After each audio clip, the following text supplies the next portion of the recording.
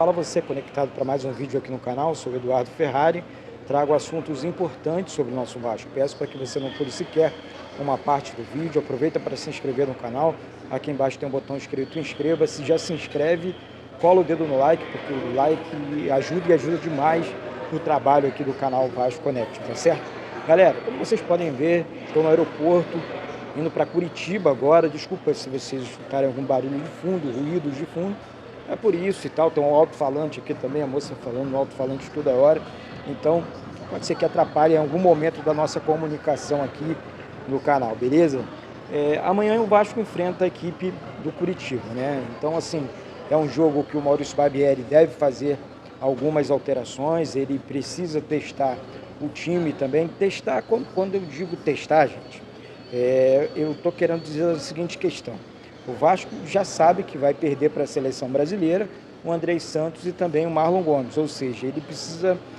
E tem mais, hein? Além de Andrei Santos e o Marlon Gomes, o Carabarral e o Juan Seco, né, que na minha opinião ainda também nem estrearam ainda pelo Vasco, entraram em alguns jogos, mas não estrearam ainda, não mostraram o que veio, não podem atuar contra o Santos por questão contratual, ou seja, o Vasco vai precisar, na realidade, o Maurício Barbieri vai precisar encontrar algumas alternativas para esse jogo contra o Curitiba.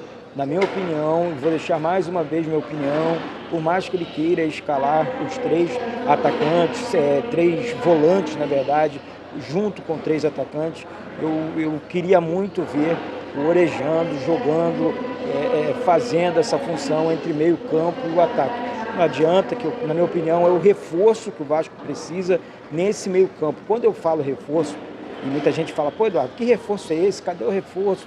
Reforço, gente, existem reforços dentro do nosso clube, tá? Então, assim, esses caras já estão treinando no Vasco, eles já estão com um grupo, né? Então, eu acho que o Vasco poderia, o Barbieri poderia sim, e essa é a minha humilde opinião, peço sempre a sua, testar o Rodrigo de primeiro volante, o Jair de segundo volante, o Orejando fazendo a função de meia, o jogador de habilidade, um jogador, né, mais experimentado. Disputou o Campeonato Argentino assim, então não teria problema nenhum em atuar no futebol brasileiro também não. Acho que ele precisa de oportunidades, mas uma oportunidade com sequência de jogos, não é uma oportunidade só, morreu, sem mais, não é isso. Eu acho que ele precisa sim, eu defendo demais uma sequência de jogos para o Luca Orejano, tá certo? Agora, mudando de assunto, eu quero falar sobre o Eric Pimentel. O Vasco vem encontrando muitas dificuldades para renovar com o zagueiro, filho do ex-lateral direito do Vasco, Pimentel, que conquistou muitos títulos pelo Vasco.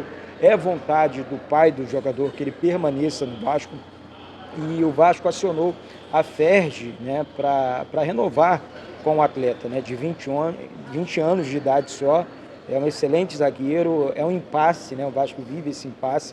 Eu acho que vale a pena, o Vasco tem que correr atrás sim. É um jogador do clube, pertence ao clube. Eu acho que o Vasco tem realmente que correr atrás para fazer a diferença, né? Com essa questão envolvendo a renovação de contrato desse zagueiro, que vai ser muito importante para o Vasco. Quem sabe aí nos próximos anos, eu tenho certeza disso. Sei o talento do jogador, né? É difícil revelar zagueiros. E o Eric é um zagueiro alto, é um zagueiro que tem um bom posicionamento e ele é muito rápido também. Isso chama a minha atenção. Então, torço muito para que isso termine num final feliz para a gente, né, para o Vasco, tá certo? Terminando aqui o assunto do Barbieri, eu quero só voltar, na verdade, no assunto do Barbieri. Desculpa, gente, a gente acaba dispersando aqui. O Barbieri, né, ele disse que vem encontrando estratégias, né, para cada jogo, ou seja, ele vem estudando cada equipe para jogar contra. Hoje ainda em Curitiba, eu vou tentar mostrar o gramado do jogo, né, o Couto Pereira, como é que está o estádio, para você ter noção mais ou menos. Vamos ver como é que é o nosso pré-jogo hoje, para a gente ter, né, essa noção de, pô, tá maneiro, vamos desse jeito aqui, vamos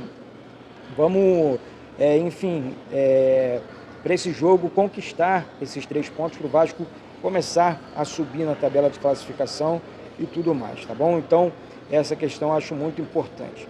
Outro assunto que eu quero levantar aqui é o assunto da venda de ingressos para o jogo contra a equipe do Santos em São Januário, já no próximo domingo.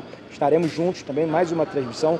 Vou transmitir o jogo do Vasco amanhã em Curitiba, depois retorno no Rio, fico aqui no centro mesmo do Rio e depois sigo para São Januário para mais uma transmissão. Ou seja, cola aqui no canal, fica junto aqui comigo, porque são muitos jogos, muitas transmissões junto com você aí do outro lado. Até ontem, eu acredito que esses ingressos, tá, para São Januário, acredito eu, que os ingressos para o jogo entre Vasco e Santos já, enfim, já se esgotaram, né? Até ontem, 15 mil ingressos tinham sido vendidos. Sabemos que a capacidade de máxima para o estádio de São Januário é de 20 mil torcedores, ou seja, então acredito eu que esses ingressos já não tem mais ingressos para esse jogo, tá certo? Então, essa é uma situação, uma informação importante, mas não deixe de pesquisar, não deixe de ver, olhar no site, você que é sócio, você torcedor vascaíno que compra com o seu cartão de crédito também, não deixe de olhar não.